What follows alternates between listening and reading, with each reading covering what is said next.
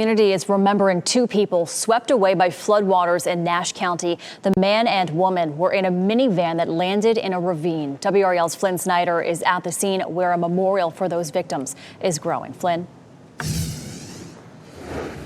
Michelle, throughout the morning, we've seen people add flowers to this memorial, which sits just feet from the ravine where this all unfolded nearly 24 hours ago. Spring Hope police have identified the two victims as 55-year-old Raymond Evans Jr. and 24-year-old Lottie Alston. I spoke with the man who says he's Evans' older brother and is remembering Evans as a hero, saying he jumped into action to save Alston after a police officer's attempts to help yesterday were unsuccessful.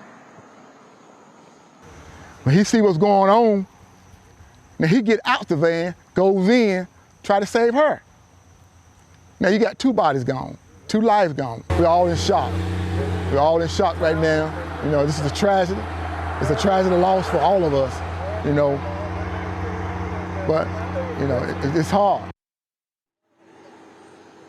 And Evans' brother tells me that Evans and Alston were on the way home from a medical appointment when they came across those floodwaters.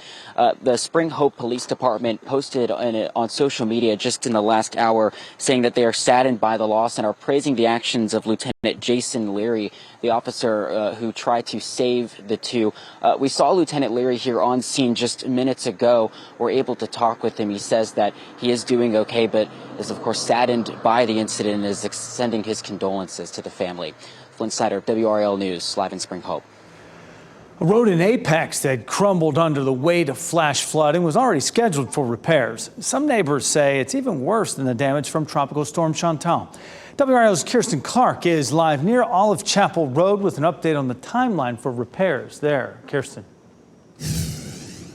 Yeah, Jeff, as you can see, it is still raining here in Apex, and this is just adding to the more than 6 inches of rain that Apex has already seen in the last 24 hours. We're here on Olive Chapel Road, and as you can see here, the road is still closed. They've got several signs and barriers and cones here blocking it off. And if you actually take a look here behind me, we want to show you that sinkhole that we've been looking at and reporting on here since last night. Again, those floodwaters just brought the road down there. We're expecting to get more information today from the Department of Transportation on the repair timeline soon. I spoke with an Apex council member, Terry Mahaffey, over text this morning. He says town officials have been speaking with DOT since last night and learned that the timeline for repairs will be more precise than November. That's what we were told by DOT yesterday. He says that perhaps it could happen even earlier than November. Mahaffey also told me that the culvert here, I want to show you, that culvert was on the side here. It failed yesterday, and he actually said that it was scheduled to be repaired next year. Obviously, that timeline has changed, and so those repairs could happen sooner and will have to happen sooner